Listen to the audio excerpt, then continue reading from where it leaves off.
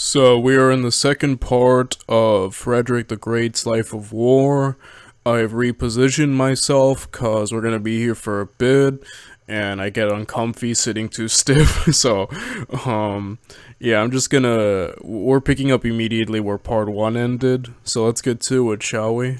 At this point, commanded a 32,000-strong Prussian army. Field Marshal Rutowski commanded a 35,000-strong Saxon army. Rutowski's Saxons were positioned along the Schönerbach River. The Austrian contingent under General Grüne was positioned on the outskirts of Ockerwitz towards the Elbe River. Rutowski ordered his infantry in Kesselsdorf to fortify the town with solid defenses and artillery. In the early afternoon, the Old Dessauer's army approached Kesselsdorf. His army spanned from the southwest all the way to the north, opposite of the Saxon right flank. As the entire army approached, Dessauer ordered his infantry in the south to launch a frontal charge against the heavily fortified Kesselsdorf. Among the vanguard, charging towards the city, were his Anhalt grenadiers. Thanks to the strategic positioning of the artillery and the general fortifications, the infantry charge against Kesselsdorf experienced fierce resistance. The Prussian soldiers marched on despite continuous artillery shots fired against them. They suffered enormous casualties. As the infantry continued their charge, the Prussian infantry to their north and the cavalry on their left flank began their assault as well. However, the banks of the Schönerbach River were muddy and the terrain was difficult to cross in general. Consequently, Saxon artillery fired against the Prussian infantry and cavalry crossing the stream. We are a proud Gosh darn nation. it.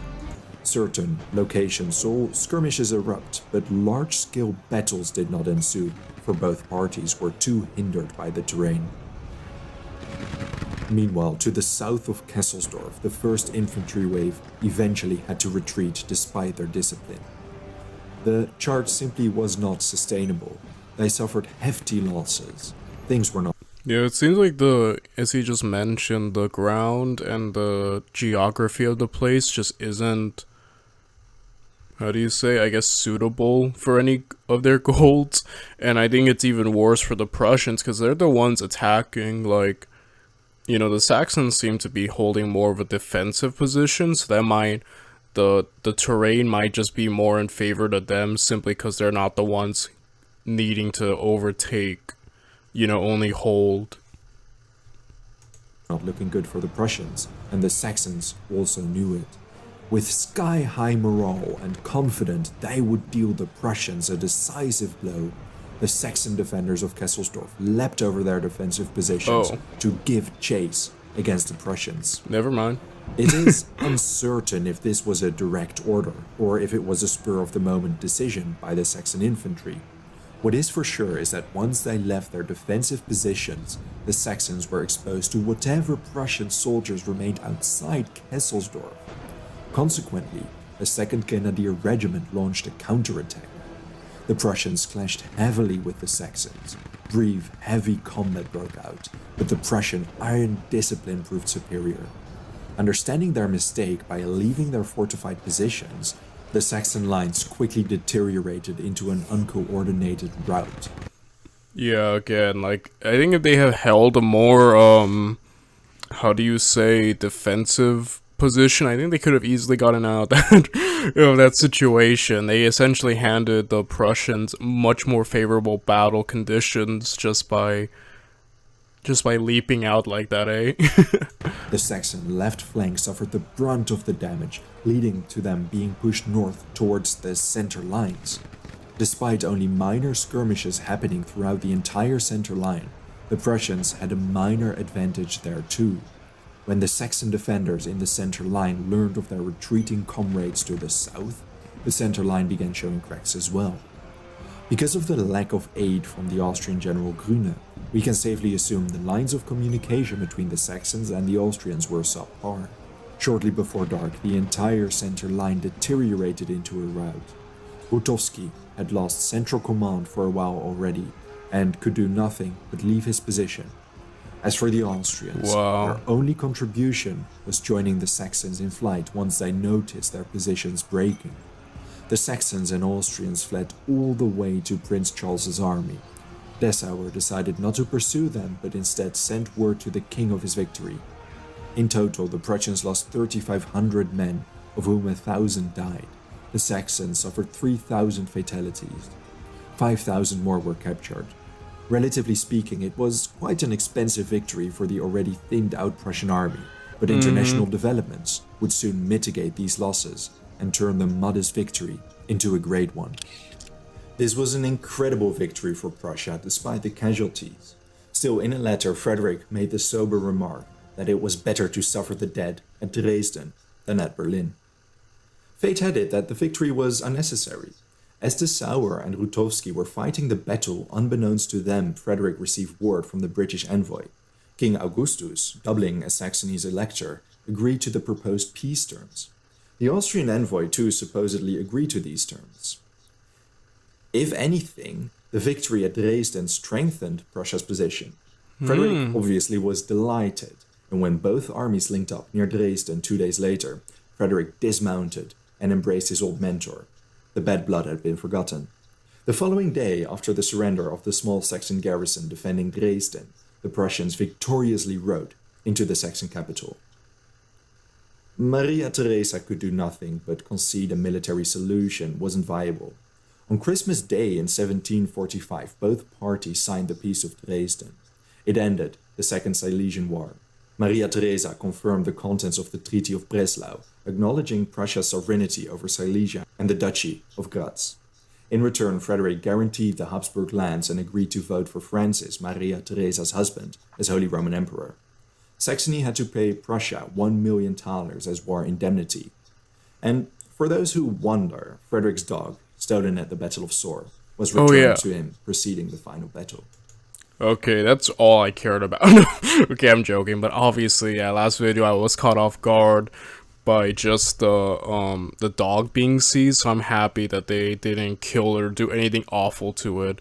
So thank goodness. Thank goodness the dog is safe, guys.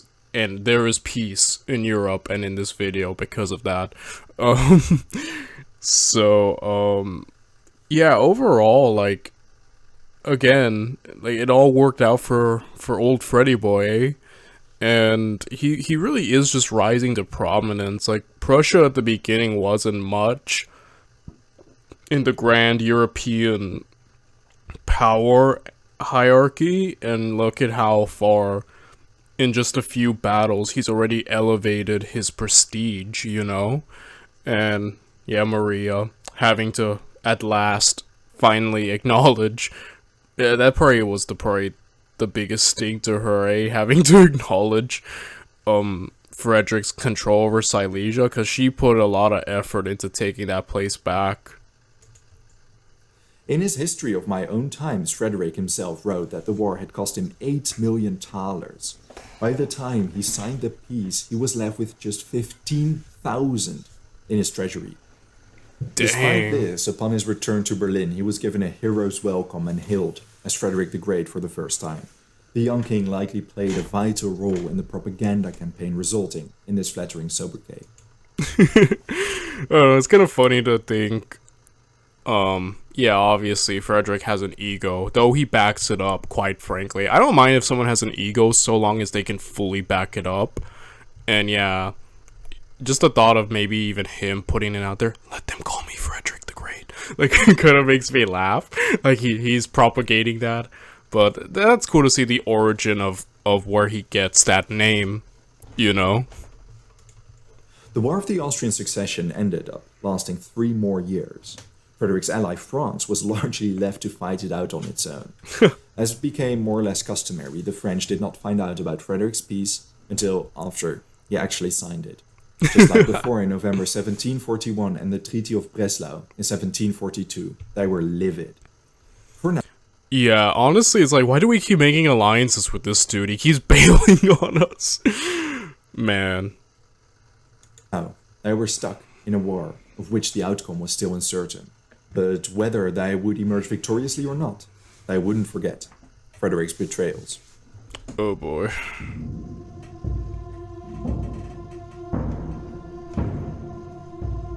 In the 1740s, many European states were astonished at the outcome of the two Silesian Wars. Both in terms of speed and success, the at best minor principality Prussia took on Austria, the Holy Roman Empire's strongest dynasty and one of the critical great powers of the European continent. Prussia was one of the many German principalities. It wasn't the wealthiest, it certainly didn't have the most resources, and its disjointed territories did not hint at it becoming more than a historical footnote of the Holy Roman Empire. The success also made it a prime target for its enemies, who had not forgotten nor forgiven Prussia, and especially its King Frederick's conduct. He began a war without a legitimate cause, abandoned alliances whenever he saw fit, and betrayed the Habsburg monarchy several times, suing for peace, but not adhering to it whatsoever. Yeah, that kind of, while the greatness of his feigned prowess is growing, he's also like developing a really bad reputation though of like this willy-nilly, I'm willing to drop things, betray. Like this whole thing started with him just taking Silesia, probably without probable cause. So he in a sense, in some aspects, really villainized himself. And that's not really good. And he also is pissing off France, another great power. So he doesn't really seem to care about endearing himself to anyone, you know. At any rate, he was a gambler. Fortunately for him, in case of Silesia, it had paid off. And through this conduct, Prussia defeated Austria. However, Prussia's victory wasn't necessarily the result of great strategic insight and resolute leadership, at least not initially. Frederick's father, Frederick William, the Soldier King, spent his entire reign augmenting and expanding the Prussian infantry. When he passed away in 1740, his son inherited a relatively enormous, well-disciplined and well-drilled army. In battle, the Prussian infantry proved superior to the Austrians and Saxons. Their skill compensated for Frederick's initial lackluster command of battle. For example, during the April 1741 Battle of Mollwitz, the Prussians were put on the back foot, and Frederick's general, von Schwerin, recommended the king to flee the battlefield, which he promptly did. It was only thanks to the relentless advance of the Prussian infantry in the face of adversity that the Prussians came out on top. 1 year later, at the May 1742 Battle of Chotusitz, this pattern repeated itself, although credit to Frederick is due that he undoubtedly learned from his mistakes. To begin with, it confirmed the suspicions that Prussian cavalry wasn't able to compete with the Austrians. It was only thanks to the flexibility and the discipline of, once again, Prussia's infantry that the battle was turned and they emerged victoriously. By the time the Second Silesian War erupted at Hohenfriedberg, Frederick proved himself an able strategist. He adapted to ever-changing circumstances, and once again his infantry secured the victory for Prussia. He improved greatly in such a short amount of time, What made too. Prussia's victory all the more impressive was that Prussia's fellow principalities Bavaria and Saxony fared much worse during and in the aftermath of the war. Bavaria's elector had to flee his electorate when the Austrians invaded. The Saxons changed sides in the middle of the war, only to lose to the Prussians at Hohenfriedberg, Soor, and Kesselsdorf. 3 years after Prussia made peace, financial exhaustion led to other participants of the war to sign the Treaty of Aix-la-Chapelle, ending the war. In it, it confirmed Prussia's sovereignty over Silesia. Well, sort of. Despite the acquisition, Prussia's adversaries were already plotting how to seize Silesia and tear up the entire kingdom, which had humiliated both Austria and Prussia's wronged allies. Austria felt especially vicious. Frankly, the 8-year-long peace that followed was nothing more than a truce. Yeah, they're not letting go of Silesia, man. Destroying Prussia became the foremost objective of the Habsburg monarchy. This anger is understandable if we consider Silesia's qualities. Thanks to its well-developed agricultural and textile industrial infrastructure, its abundance of resources and minerals, and its size, nearly 1/3 of the size of England, it was a significant loss. Relatively speaking, Silesia contributed the most to the Habsburg monarchy's coffers, around 25%. Its 1.1 million inhabitants added 1/3 to Prussia's population, and thus conscriptable men, Under Prussian rule, the province contributed nearly half of the crown's revenue, not to mention its strategic geographic value. Its loss caused the Habsburg monarchy to lose its influence in northern Germany, while Prussia gained a springboard to Prague and even Vienna. In addition, the many fortresses were robust and welcome frontier defense. I won't go into too much detail, but the sources in the description offer a very detailed account of Austria's reorientation of foreign policy in the aftermath of the war. Christopher Clark provides a neat overview. In short, championed by the youngest cabinet member, Count Kaunitz, rapprochement with France became official Habsburg policy. Kaunitz argued that despite Austria's traditional enemy being France, and its traditional ally being Britain, this should be reversed now that it became clear the objectives of Britain as a maritime power were too distinct from continental Austria's. Additionally, the multilingual nature of the empire was a weakness, and the Habsburgs should focus on the German land. Kaunitz's proposal was twice as long as the proposals of the other ministers combined, and he was on his own. The proposal was controversial, bold, and radical, but Maria Theresa decided to embrace it nonetheless. Kaunitz rose through the ranks during the following years, becoming Austria's ambassador to Versailles and becoming the Habsburg monarchy's state chancellor in 1753. He preoccupied himself with smoothing things over with their traditional enemy, France, and he did, successfully. The Habsburg monarchy also found a sympathetic Russia, whose Tsarina Elizabeth and her advisors were alarmed by the sudden rapid rise of Prussia, especially its potential expansion in the Baltic, using the Duchy of Prussia as a springboard, wasn't sitting well with them. 2 years before the war ended, Prussia had already signed an alliance with Austria, explicitly mentioning how the Hohenzollern monarchy was to be partitioned in case of its defeat. King August of Poland.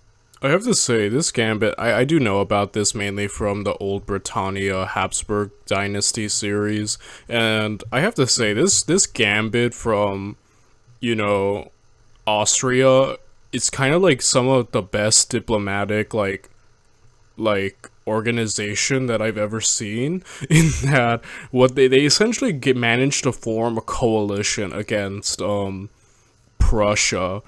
And it's amazing that Frederick frickin' survived, Fortunately, factors and other political things came into play. But still, it is a great stroke of diplomatic thing, because the Austrian Habsburgs were known for their diplomacy first and foremost, and I think this is such a great example of showing that. Even managing to put aside their rivalry with France for this, and uniting a lot of Europe against, the upstart Frederick. It really is interesting. I think it goes to show just the influence, the prestige, and the diplomatic prowess of the Habsburgs, but also at the same time it highlights Frederick's prowess as a commander and military man.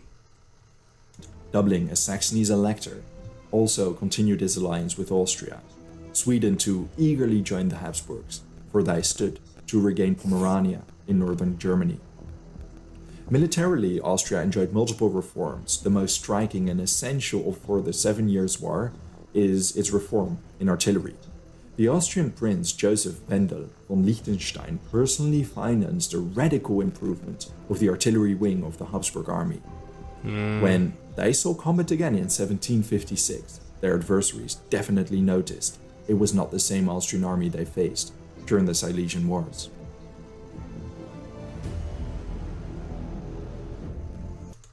Improvement on all fronts, eh? And it's cool to see, Austria did have advantages, I think, with the cavalry department over, Frederick. But again, despite whatever advantages Austria could muster, whether it being cavalry or managing to catch Frederick off guard, they never fully could utilize those advantages to secure a win. And mainly, I think the key word is discipline, which has been used quite a bit throughout this series so far. And it really is, I think, the key word, in that the Prussians just have discipline. They're a well-drilled fighting machine, and at times where they could have lost, they didn't because of that discipline. Even where the commander like Frederick faltered and where he made mistakes, his men were able to carry him, through it. And yeah, again, it's like it really is just that drilling. I think that the Austrians seem to be losing in a sense. Frederick knew and understood there were forces at play he had no control over. Sure, he had won, but his victory arguably landed him in more dangerous waters. Before the ink of the peace treaty was dry, he already began preparing for the next war, dryly remarking, "The ant amasses in summer what it consumes in winter." He spent the 11 years between the Second Silesian War and the 7 Years' War outbreak improving his army. This already began between the First and the Second Silesian War, and during peacetime, Prussia's regiments continued their brutal training regimen. Prussia's autumn war games were conducted in Silesia because Frederick and his advisors expected a future war to take place there. Prussian cavalry, artillery, and technical arms received most of the improvements, for the condition of the infantry was still among the greatest in Europe. Frederick knew this and also became a little bit complacent. He mistakenly believed whenever his infantry advanced, he would emerge victoriously, but reality would soon prove him wrong. Besides this, peacetime saw another radical shift in Prussia's military. Frederick drilled his cavalry so that its quality became unparalleled in Europe. He did this the same way his father had prepared the infantry. Soldiers had to ride their horses daily, even in peacetime. It was a simple recipe, drilling, and even more drilling. But it worked. By the 1750s, his dragoons... Yeah, he's keeping his army on their toes, and he's right in terms of just, there's gonna be another war. This isn't a peace thing. This is a truce, essentially, and he's completely right to just be so, vigilant. I think that's the key word. He remains vigilant even in times of peace, and he kind of has to. Again, he has a lot to lose. These great powers, if they wanted to, could partition Prussia. It was a minor power. It's only barely ascended as a great power in terms of European politics. One that can be taken away. You lose Silesia, you lose your power, And, again, he could even lose his entire kingdom if it gets partitioned. They could, dismantle it, I think. It would be easier than most to do, so...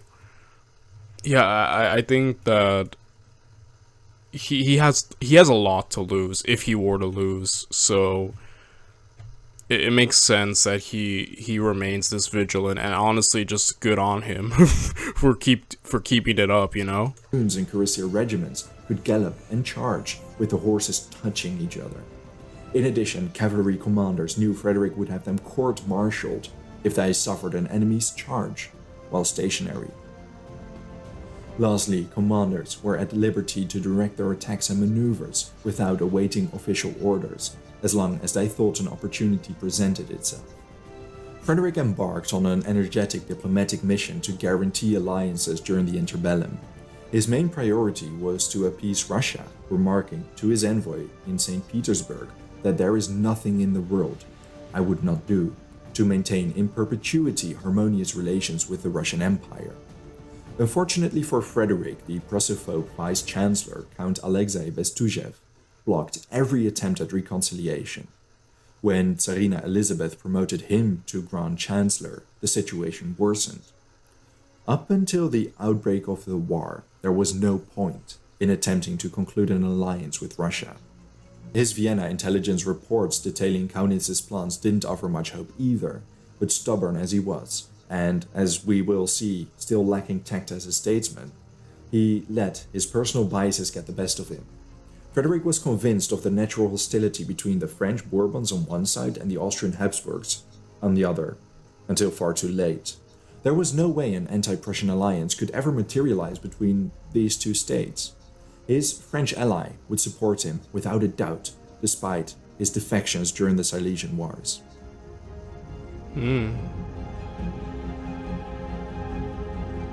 Meanwhile, around the world things were heating up between England and France. Their skirmishes in the New World, India, Africa, and the Caribbean caused massive shockwaves which continental Europe would feel for years to come. France saw its colony Canada threatened by the British. By 1754, war seemed inevitable to both parties. Although Britain was a maritime power with its eyes set on the New World, King George II had significant interests in continental Europe. His homeland, the Principality of Hanover, was in potential danger against France and its traditional but unreliable ally Prussia. George figured, to prevent France from invading Hanover, he required a distraction. Austria and Russia were critical in this. But negotiations between Austria and Britain collapsed.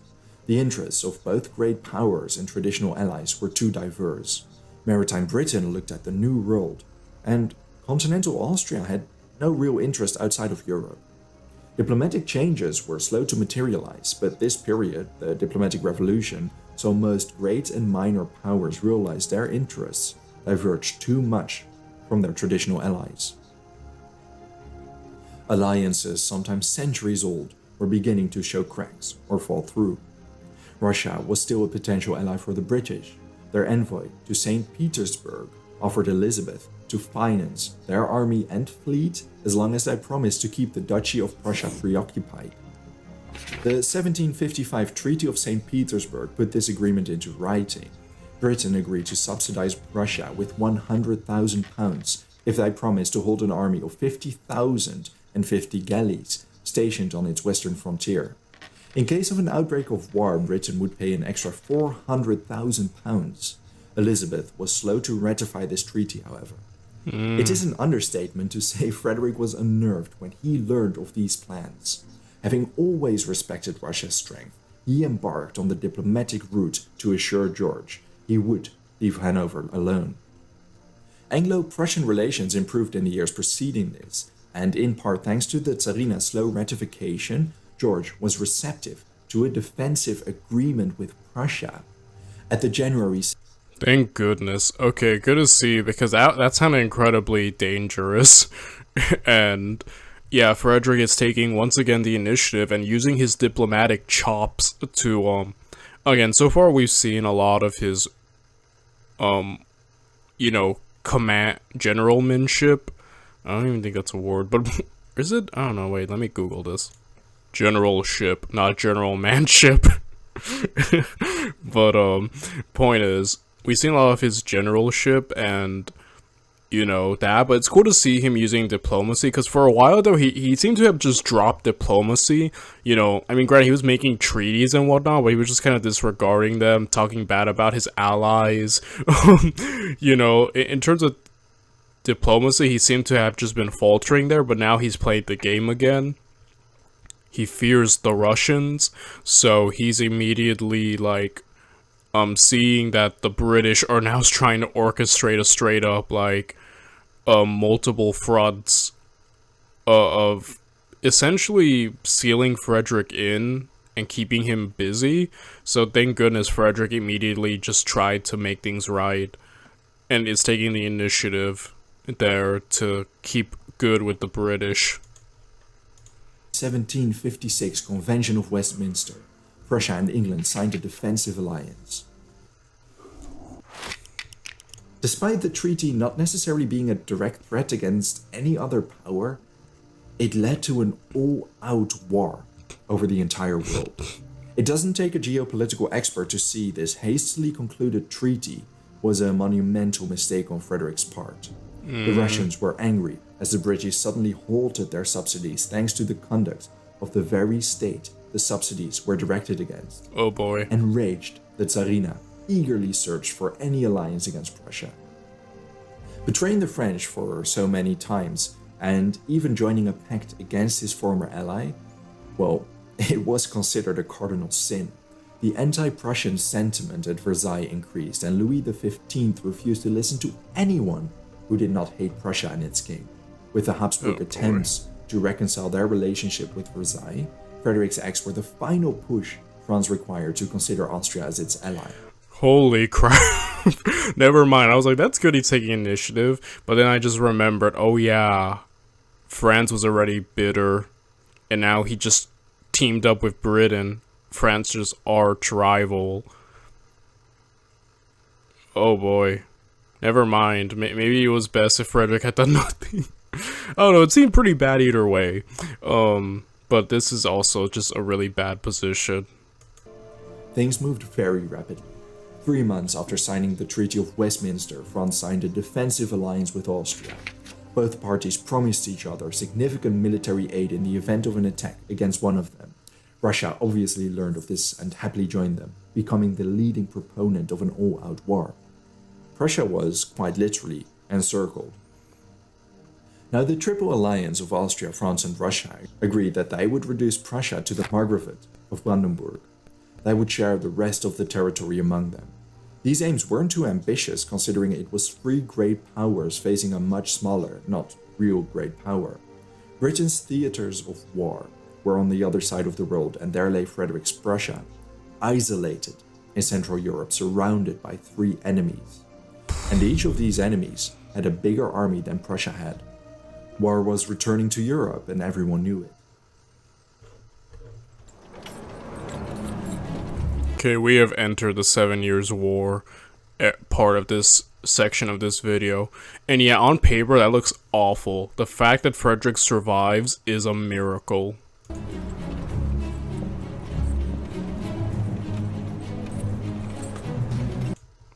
If the coming years should be as cruel as that which has ended, I hope it will be the last one of my life.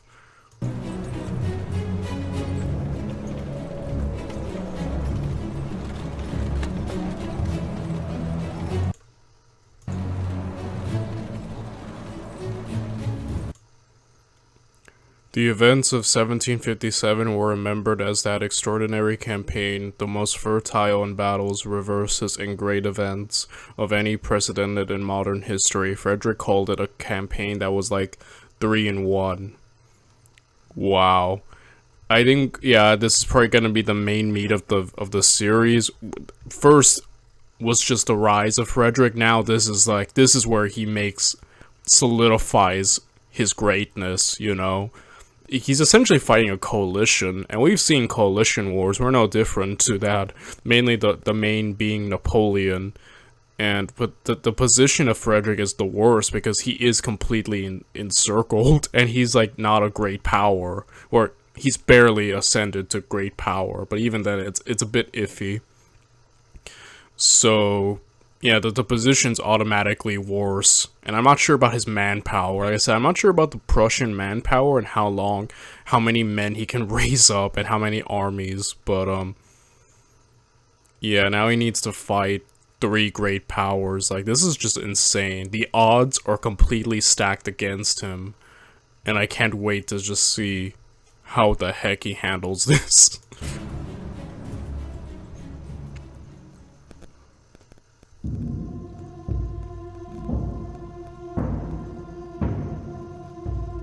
In the winter of 1756-57, Frederick collectedly augmented and prepared his army for the inevitable war, which spring would bring. Sure, he could look back on a somewhat satisfactory end of his surprise attack against the Saxons. Thanks to their surrender, they wouldn't be a threat. He consolidated his control over the principality during winter. He expelled the king, who took up residence in Warsaw. Incorporating Saxon soldiers in his army provided 10 new regiments, not to mention the food, material, and capital his new conquest provided. The great powers wouldn't be able to use the electorate as a springboard against Brandenburg's heartland. But the Battle of Lobositz did not grant him the victory he so desperately required to knock anyone out of the war. The Saxon soldiers proved a liability rather than an asset. In spring 1757, 2 regiments disbanded for sedition, and another escaped to Poland. With the international anti-Prussian alliance gaining momentum, Frederick rightly worried about invasions against his kingdom once winter was over. The Russians would invade from the east, the Swedes from the north, the French from the west, and of course Austria from the south. Moreover, the Imperial Diet declared war against Prussia that winter, leading to an extra worry. The West now was also prone to imperial invasions. Oh my goodness. Frederick quartered in Dresden throughout the winter, building up his army and preparing them for the inevitable campaign through the Bohemian hills against Prague. In Prague, the Austrian Field Marshal Braun also prepared for the year to come. He divided his army into 4 parts. In Eger, he stationed 30,000 soldiers under Charles Marie, Duke Arenberg. If the French managed to reach Bohemia by spring, these had to link up with him. 50,000 quartered at Budin, 30,000 under Count Christian Moritz von Koenigsegg und Rothfels quartered close to the Lusatian border. The remaining 30,000 were stationed at Königgrätz. In April 1757, Frederick deployed his 120,000 strong army along the Bohemian frontier. They were divided into 4 separate units. The plan was to incrementally march into Bohemia across a 100-mile front. Their goal was to converge north of Prague. Prince Moritz of Anhalt-Dessau, commanding 20,000 soldiers, advanced towards the Eger Valley from the west. Marshal August Wilhelm, Duke of Brunswick-Bevern, commanding 16,000, invaded from Lusatia. The center north. Schwerin invaded from Silesia, commanding some 34,000. Bevern and Schwerin were to link up with each other at Sobotka and launch an attack against Jungbunzlau. Frederick would march via Lobositz with 40,000 soldiers and a 3,900-wagon-strong baggage train. On April 18, the invasion began. Count Schwerin embarked on his march. 2 days later, Bevern marched into Bohemia. Bevern commanded some 15,000 troops. He was aware that a 23,000-strong Austrian army under Count Koenigsegg quartered on his route near Reichenberg. He hoped they would move towards Schwerin once scouts confirmed the Prussians launched their invasion. This was idle hope, and that same day his vanguard already encountered some of Koenigsegg's soldiers. The Austrian commander immediately dispatched messengers to nearby strongholds requesting reinforcements.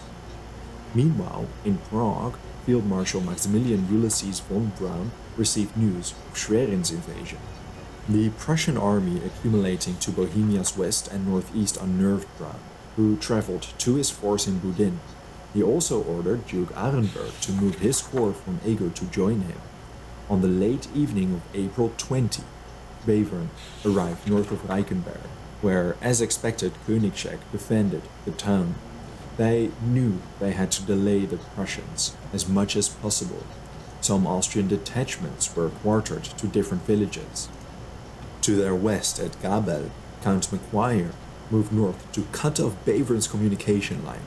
However, some of Bevern's hussars halted their advance and Macquarie was forced to return to Gabel. Meanwhile, General Franz Moritz von Lacy and a few of his soldiers rapidly approached Reichenberg as reinforcements. Close by, another Austrian force under Colonel Karl Prinz von Liechtenstein, numbering some 800 cavalry and 300 infantry, was reluctant to leave their position at Grötau to reinforce Reichenberg. Commander Georg Ludwig von Puttkamer quickly capitalized on this by attacking Grötau. After a brief skirmish, Liechtenstein's force was scattered. Puttkamer seized 60 horses and many prisoners. Liechtenstein hurried to Reichenberg, together with whatever of his battered force remained. Puttkamer followed him. In the late evening of April 20, Bevern and his army approached Reichenberg. He positioned his army behind a brook, separating him from the Austrians. They set up camp and built a bridge to cross in the morning. I paid for my own college, so Koenigsegg commanded between 14 and 17,000 soldiers. These comprised 14 infantry battalions, 15 grenadier companies, and some 3,400 horsemen in 22 squadrons. In addition, he fielded approximately 78 artillery pieces. The Austrians erected barriers and placed their batteries in anticipation of the battle. They put up their ramps on the elevation in front of Reichenberg and a thick forest to the far left. Letters survive stating that thick forests made it difficult for any kind of troops to pass. The Austrians were flanked by 2 rises, the Iser and Jeschke. They held the strategic high ground. Behind them laid several valleys encircled by elevations. Bevern commanded 15 battalions and 20 squadrons, 11,300 infantry and 3,100 cavalry. He fielded 40 artillery guns. It is safe to assume they enjoyed a slight numerical superiority. At dawn on April 21st, Bevern deployed his army parallel to the creek they had camped behind. Okay, so far the Austrians seem to at least have the defensive advantage in terms of just, you know, the between the natural defenses of the forest and here, and plus having the high ground, things are looking pretty well, at least in a defensive position for the Austrians, assuming they remain on the defensive. The Austrian watchmen immediately informed their commanders battle was imminent. Koenigsegg too deployed his army in a long stretch from a hill in front of Reichenberg to the thick woodlands on their left. He reinforced his already strategically strong right flank, concentrating the majority of his army there. Lacy commanded this Austrian right. Liechtenstein, who arrived with his still shaken cavalry from the previous day's assault, commanded the Austrian cavalry. They took up positions in front of the Franzental. Koenigsegg held control of the Austrian center. After crossing the bridge, Bevern's men took their positions. General Hans Sigismund von Lestwitz commanded the Prussian left. The cavalry was concentrated on the right wing, commanded by Lieutenant General Friedrich Eugene von Württemberg. A few hundred hussars under Puttkammer were hidden away in the woods on the far right. Bevern took charge of the main infantry body. Bevern concentrated the main attack against the Austrian left, the least reinforced flank. Lestwitz advanced against the Austrian right to divert attention. The volleys of artillery on both sides marked the start of the battle. Okay, so it seems like he wants, at least from what I'm getting from that little bit of information, at least I do notice that he does have some units hidden. I'm wondering how they're gonna come into play later. But it seems like I'm thinking he wants to destroy the Austrians left and maybe move around from there, because so far the right seems he wants to distract the right so it doesn't divert more resources, and since he's focusing so much power on the left, yeah, the least reinforced things, it does seem like he probably wants to break the left and then from then on cause a collapse. At least that's what I'm getting is the plan here. Because of the uneven terrain, occasionally the Prussian artillery fired straight into their advancing infantry. Not an ideal position to be in. Württemberg and his 15 cavalry squadrons launched a first assault against Liechtenstein. Both parties heavily clashed and fierce combat ensued. Meanwhile, the infantry continued their advance forward slightly to the left, but their advancement also allowed them to invade the Austrian center ranks entirely. The main body of infantry climbed the left slope of the Austrians' elevation. After exchanging musket volleys, savage close combat followed. The iron discipline of the Prussians once again proved superior, and the Austrian formations on the ramp began cracking. But whereas the infantry was already proving successful, the cavalry was in a more difficult position. They had launched 3 charges in a very short period, but none proved successful. Still, the Austrian cavalry drifted off from their infantry lines. The significant distance allowed the Austrians on the ramp, to their right, to fire away during the skirmish. It caused mounting casualties, with the Prussian infantry pushing back the Austrian defenders on the ramp. To their left, the flank became exposed to fire from 2 sides. The Prussian cavalry... Dude, that sucks. That is such a bad place to be in. Holy crap. Okay, so things were going pretty well in the infantry department here in the center, but you just said they're being pushed back. So now that's diverting attention towards mainly their main cavalry contingent is now just getting shot. Dude, that's such a bad position to be in. Holy crap. He's gonna have to pull out, right? Like, if he stays, it seems like he might just get completely destroyed. retreated, unable to inflict decisive damage. Yeah, that's smart. Before Liechtenstein could recuperate, Bevern had already ordered the next assault. This time, 3 infantry battalions moved forward. They were tasked with climbing the Jeschke mountain on the Prussian right. They climbed through the forest only to outflank the infantry on the ramp. A brief skirmish broke out. Dang. They performed the flank. the oldest trick in the book. Holy crap. Again, those natural defenses, there are times where natural defenses have been, you know, like when it comes to terrain, have been defeated, and I guess this is one of those moments where, you know, where a position was thought to be impenetrable due to a forest or some type of like mountainous slope or something. And we have seen this. I think one of the most famous modern examples is during the World War II, you know, German Nazi invasion of France, where they managed to punch through the forest. So yeah, it goes to show that, I guess, where there's a will, there is certainly a way. And man, they managed to pull that off. During this skirmish, Puttkamer's hussars came into action.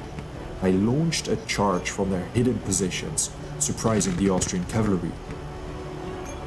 When the surprise I knew those hidden contingents would come in handy. You don't just bring up hidden contingents without them being somewhat significant.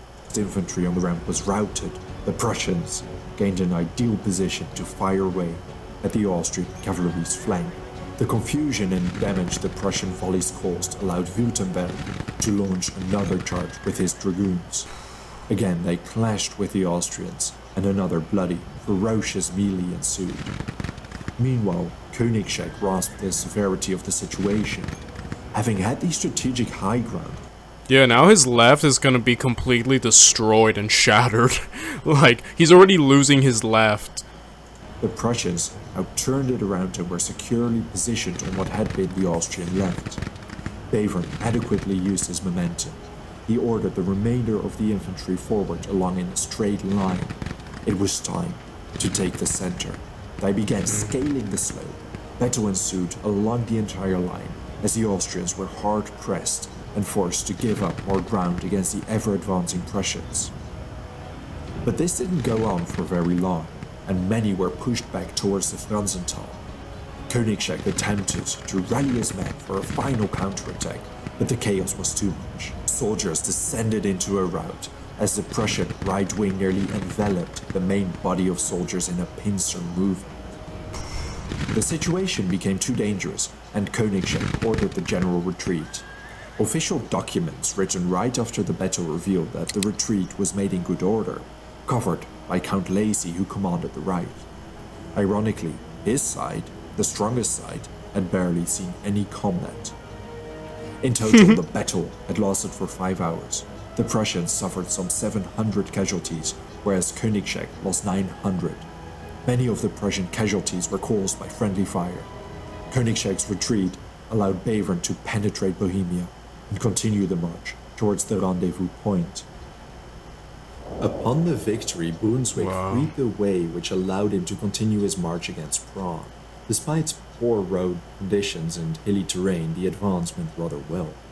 Meanwhile, to the north of his military camp, Frederick told his brother that the upcoming victory would prove as decisive for the fate of present-day empires as Caesar's defeat of Pompey at Pharsalus in 48 BC had been for Rome. Perhaps a bit dramatic, but definitely understandable considering He does make a lot of dramatic remarks, like, man, my victory is the greatest scene since the time of Rome, like, you know.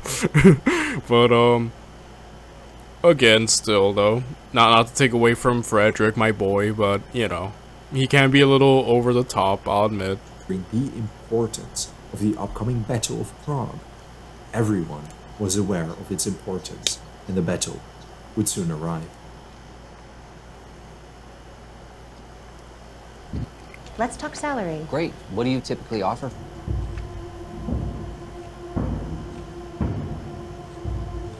In spring 1757, the 7 Years' War's first autumn and winter campaign lay behind them. Europe stood at the brink of an enormous war, which would radically change the course of history. Frederick the Great launched his spring campaign with a four-way invasion of Bohemia. In northeastern Bohemia, the first commander of his army to face combat was the Duke of Brunswick-Bevern. At Reichenberg, he managed to rout the Habsburg army meant to push back the Prussians. For Frederick, it was a promising start of the campaign. A really The strong invasion start. continued with momentum. 2 days after Reichenberg, Frederick crossed into Bohemia, expelled the Austrians from Linné, and positioned himself strategically to outflank the large Austrian army under Field Marshal Braun at Budin.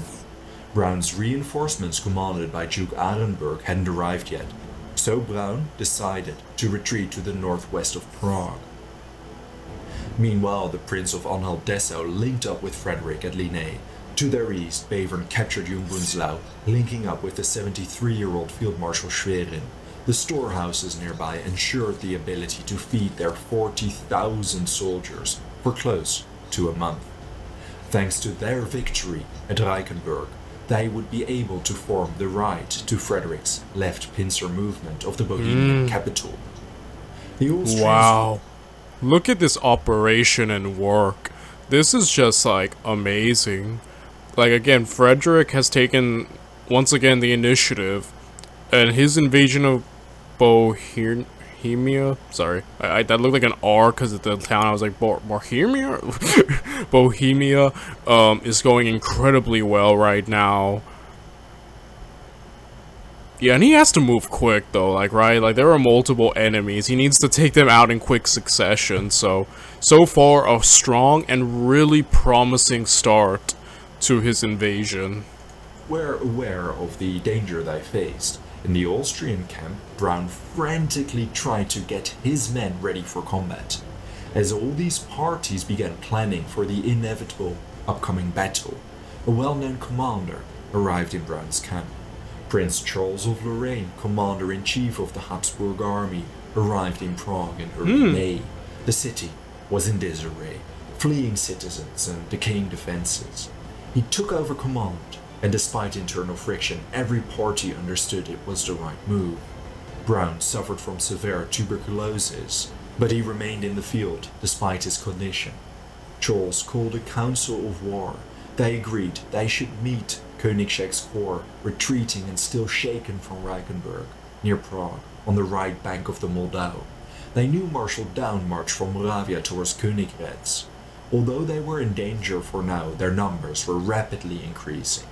Charles augmented Prague's garrison with 13,000 troops. The remainder of the army, close to 60,000 soldiers, took their positions around the eastern part of the city. Meanwhile, the Prussians continued their advance. Frederick learned of the Austrians taking up their positions to the city's east. Marshal Keith, commanding 32,000 soldiers, remained on the left bank of the Moldau, while Frederick linked up with Schwerin to Prague's northeast. He commanded up to 64,000 troops. On the morning of May 6, Prince Charles wasn't worried about what the day would bring. His army held strong defensive positions, and even more reinforcements were on their way.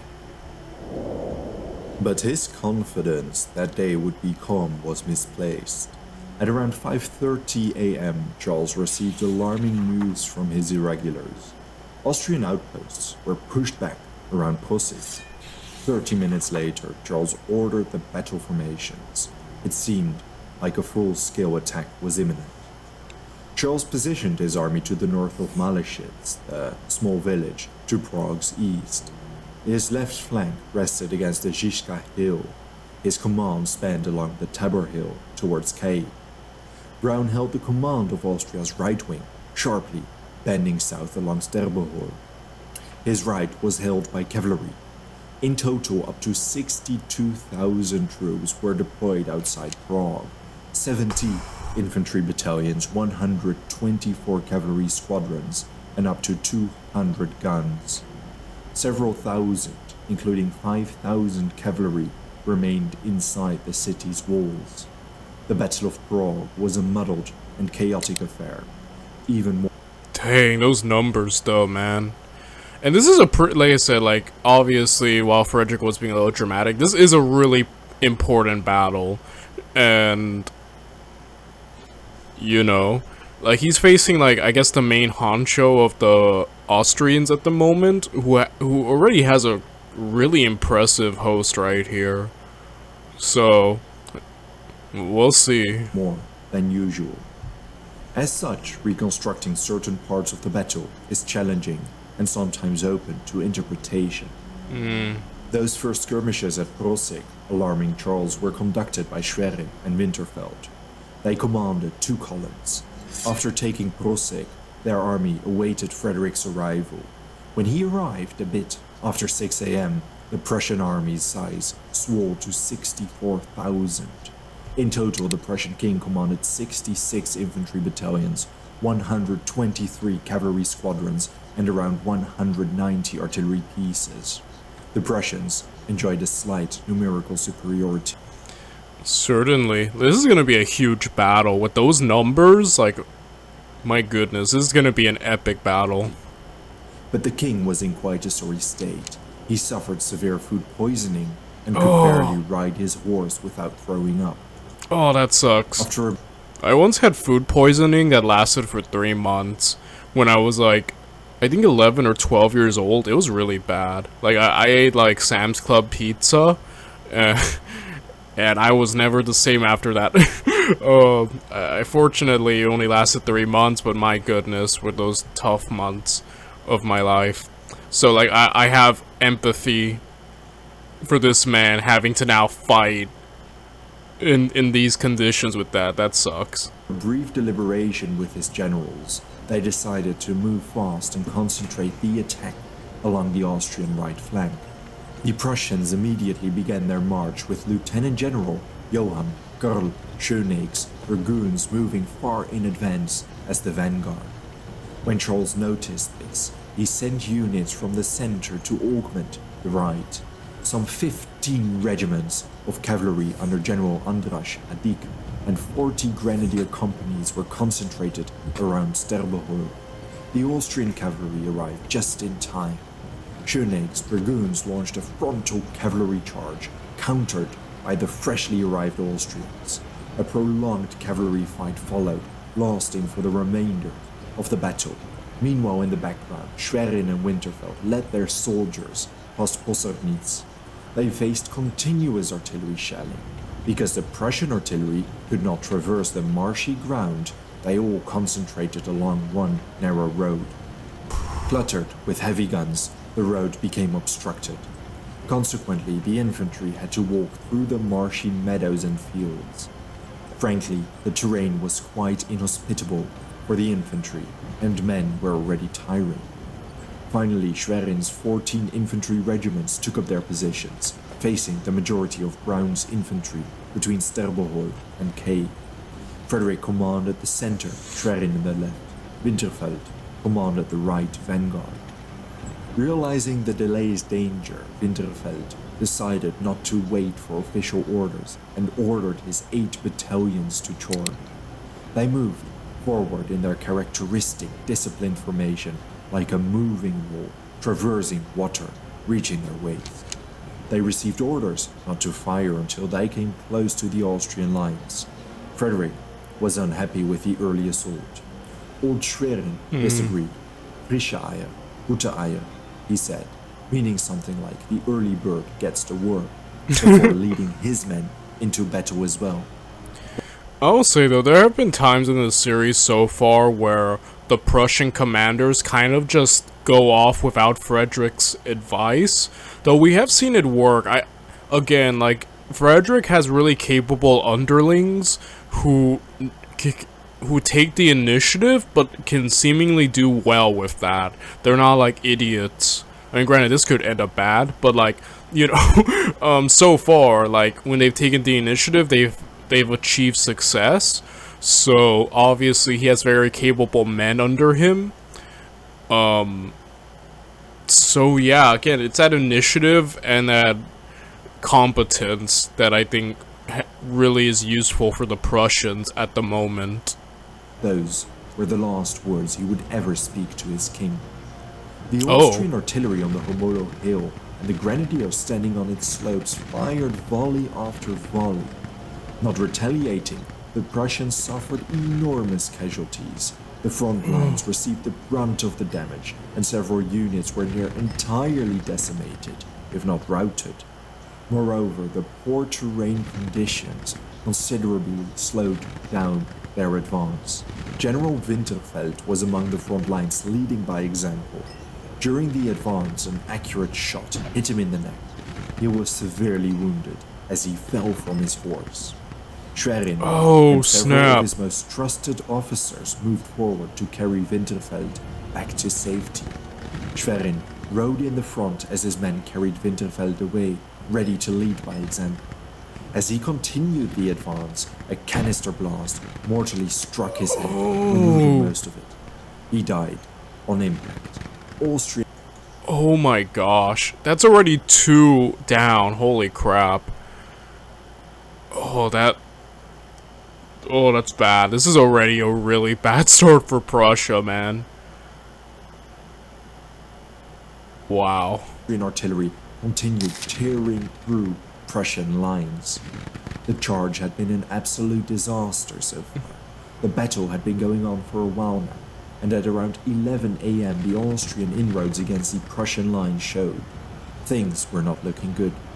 Confident he was capitalizing on his success, Brown.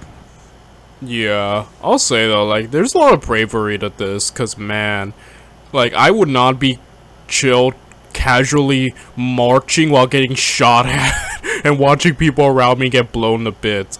Like, man, my morale, this is why I couldn't ever be a soldier in any era. Like, my morale would already have been shattered. I would have routed already. Bye. Pray get shot. But yeah, I think it's just a testament to the braveness of these men. Like, man, this is just amazing to witness, you know? Launched what he was confident would be the last charge against the Prussians. But nearby the city of Kay, held by Königsegg, the Prussian commanders noticed a gap between Charles's north-facing troops and Brown's eastern lines. The charge would prove to be a crucial mistake. Bevern commanded the infantry nearby, although sources indicate regimental commanders acted on their own accord. Again, that initiative from the Prussians that they have. Okay, so Brown is mainly focusing on just his line. And, you know, after dealing overall a very devastating blow towards Frederick, he's now trying to break them. But if these contingents break through this gap, instantly everything falls apart. Or would be incredibly, like, unadvantageous, you know? So, wow. Mounted a full charge. Facing little resistance, they managed to flank Königsegg's infantry. Suddenly, the Austrian position did not seem so stable. Brown's men fiercely resisted the Prussians, and savage combat broke out. This charge nearby Kay was generally considered to be the turning point of the battle. During all this intense fighting, more misfortune struck the Austrians. A cannonball struck Brown. It shattered his leg, and he had to be carried away from the battlefield. As the fortunes were changing for Austria, they were left leaderless. Throughout the entire battle, General von Zieten had been roaming the rear of the Prussian lines. All the way to the south, he saw an opening of the Austrian right flank. He didn't think for too long, and he outflank, another flank. Too many old tricks in the book being performed. ordered his hussars to launch a charge against Hadik. The clash was enormous and somewhat unexpected. The impact quickly spread through the Austrian lines like a shockwave. Suddenly, Zieten turned the indecisive cavalry battle. Many infantry regiments realized the sudden gravity of the situation. They were close to getting stuck in the pincer movement. All troops between Sterbohol and Hostavitz collapsed. Many retreated towards Prague, and a significant force retreated to the south. During this, Prince Charles collapsed. It is unclear what happened, but he likely suffered a seizure, leaving him incapacitated. Oh, dang. Austrian commanders rallied some retreating Austrian infantry. Wow, just after a really tough start on Frederick's part, look at how everything has suddenly flipped for him. First, it was just the Austrians once again leaving their advantageous defensive position, opened that gap, and again, just they left too many gaps essentially, and were just outflanked. Behind the Tabor Hill. As the Prussians chased the infantry, fierce resistance blocked their passage. they inflicted heavy casualties. Meanwhile, Manstein became frustrated with his lack of combat. He decided to launch a charge of his own accord. To his right stood Prince Henry, who crossed the road. I just love how all the Prussians are just doing whatever they want. Like they're just like, well, we weren't ordered to, but we're just gonna fight now. And so far, it's working really well. They know when to seize the initiative well enough, most of the time, at least. Nizza stream to support Manstein in a famous event. The Austrians holding the northern lines put up fierce resistance, but both commanding generals were quickly killed. The infantry soon gave way. Prince Henry appeared to the northwest of the Austrian lines. To their south, von Zieten advanced along Neustadt. Dude, they're about to get, like, completely, like, straight up attacked on all fronts. If they don't move quick enough. Again, the Austrians risked becoming stuck in a pincer movement and retreated towards Prague. The Austrian cavalry remained disciplined enough to continue brief counterattacks, protecting their infantry during the entire retreat. Most soldiers managed to find refuge in Prague, though a force of around 12,000 fled to the south. Pursuing them was unthinkable. The battlefield was littered with dead and dying men. The casualties during the battle mounted to astonishing levels. Contemporary plays and ballads referring to the battle used it synonymously for slaughter and massacre. The Prussians suffered 3,099 dead, 8,208 wounded, with many succumbing to their injuries, and 1,657 missing. 400 officers were among the killed. One field marshal, one general, and 3 other generals were mortally wounded. These official figures are commonly thought to be underreported, with the actual figures being even higher. The Austrians suffered fewer number of... Yeah, that they won for sure. That's a great victory, but those numbers though, like, eesh, you know, like those are high losses though. Casualties totaling some 13,400. Again, among them some 400 officers. Many of them were prisoners of war. Sure, it was a Prussian victory, but an incredibly costly one at that. Like a Pyrrhic victory. The death of several senior officers on both sides, and Frederick's incapacitation due to food poisoning, made the entire battle quite a muddled affair. Besides Schwerin and Winterfeld, Generals Fouquet and Courcelles were severely injured, while their regiments suffered over 50% casualties. Oof. Frederick later wrote to King George he lost Schwerin, who he referred to as one of the greatest generals of the century. But admitting his losses wasn't the same as admitting the battle had been more costly than he anticipated. To his sister, he wrote he had totally beaten the Austrian army. They are entirely separated, and I hope to take most of the generals and soldiers in Prague as prisoners of war. His mother received a letter in which he boasted of being free with 150,000 men, while he dispersed the Austrians in the wind. This was all window dressing, to put it bluntly. In private, Frederick admitted to the gravity of the situation. He blamed more or less every subordinate of his, and surviving letters reveal his generals and his brothers blamed him in turn. But he did learn...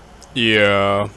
Honestly, it was all a bit muddled. Obviously, Frederick wasn't doing well, wasn't doing hot. I'd imagine that had to influence some of his leadership. But also there was, like, you know, those attacks that he didn't order, which also could have contributed to a lot of loss. Granted, it all worked out at the end, but still, you know, that is still a lot. And there is insubordination in that. So I think you could kind of ideally say there's fault on both sides. I feel like safe in saying, you know. Learn from his mistakes. For example, firing volleys during marching was a tactic he disavowed, but now reinstated. As a result, his troops would never again have to hold fire during their advance forward. As for Austria, the defeat certainly put Vienna on high alert. Their French allies weren't too impressed with their conduct. The cannonball shattering Brown's legs proved fatal. He died on June 26.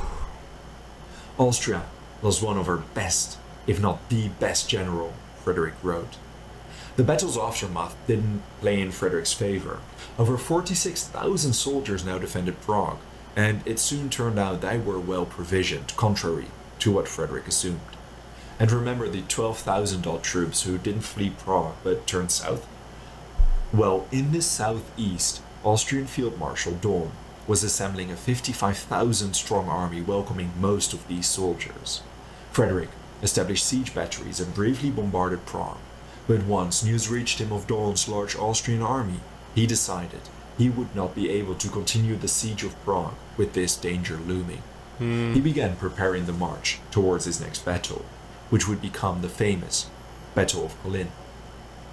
Heck yeah. We might just have enough time to look at it. The 1757 Battle of Prague was an incredibly bloody and costly affair for Austria and Prussia. Suffering enormous casualties, Prussia's King Frederick the Great emerged victoriously. Still, the fleeing Austrians retreated behind the Bohemian capital's walls. Frederick was convinced he could force the city and its garrison to its knees. On May 29, he began the bombardment of Prague. With 10 25-pounder guns and 12 heavy mortars, the Prussians fired over 30,000 shells. But the garrison in Prague evidently enjoyed more provisions and tenacity than Frederick anticipated. Then horrifying news reached him. By early June, he learned of Field Marshal Leopold Count von Daun assembling a new large army to the east. Initially, Frederick assumed this was no more than 20,000 troops. Daun probably retreated with them after learning of the Austrian defeat at Prague. But General Georg Puttkamer, who chased the fleeing Austrian garrison, no hunting for Wi-Fi, no hassling with local SIM cards. relayed to him Daun commanded 55,000 soldiers, including those who fled the Battle of Prague. This was a serious problem.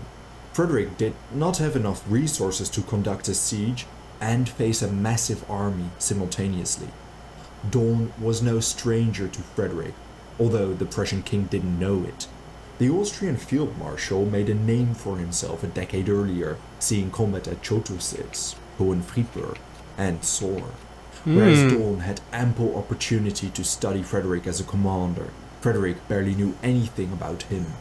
Oh, dang, he's been studying his adversary. Oh my goodness. So I imagine he'd be incredibly, like... that's probably a big advantage, right? So let's see. How do we think this is gonna go? It was the first time he faced an army commanded by Daun.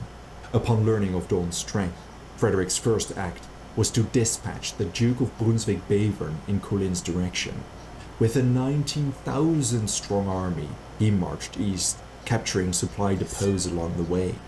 Meanwhile, the Prussians were slowly grasping the severity and impact the Battle of Prague caused to their army. The situation was bad. The final figures of Prague were worse than expected. A surviving account of one of the Prussian officers clearing the battlefield reveals: "It is dreadful beyond conception to walk in a field of battle after victory, to see friends and enemies, men and horses, the dead and dying all heaped together and almost floating in blood. The stench of carnage fills the air with infection, and the groans of those who yet live rise as if in union on every side." Then Frederick received news of... Yeah, I'd imagine that sight would be incredibly grim and just unfun to look at, you know? And yeah, again, like, it kind of was kind of a Pyrrhic victory. Yeah, Frederick won, but he lost so much in that battle, you know? And he's in enemy territory. He doesn't have the resources to besiege and fight, and he's facing someone who's apparently well familiar with him and who he doesn't know. So yeah, once again, things are starting to turn on him, you know? Of a new Franco-Austrian treaty in which France pledged 120,000 soldiers and not laid down arms until Austria captured Silesia entirely. Letters from the Duchy of Prussia revealed a Russian fleet entered the Baltic Sea, and an Austrian deserter confirmed Frederick's worst fear. Prague held enough provisions to last a couple of months at least.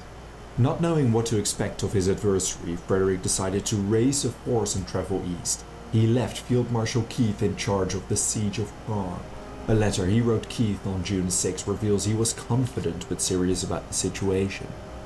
Leopold Daun is being reinforced. We must prevent him interfering with us. We must put together all we can, attack him, and chase him away as far as possible.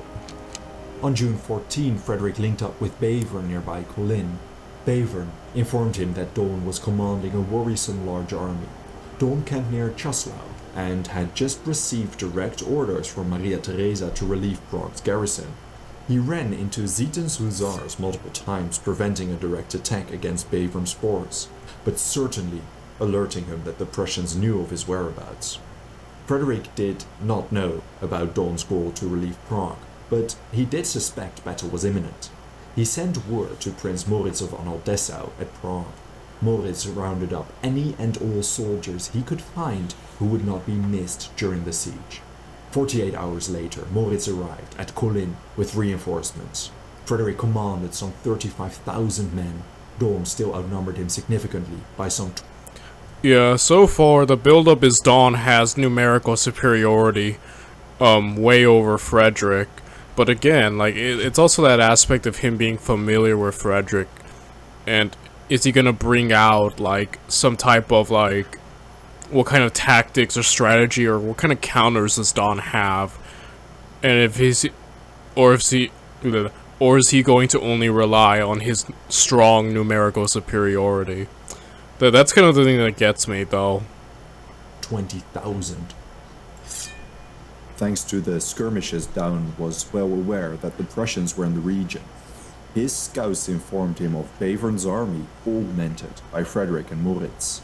With some characteristic cautious maneuvering, Daun marched against the Prussians, reaching their flank.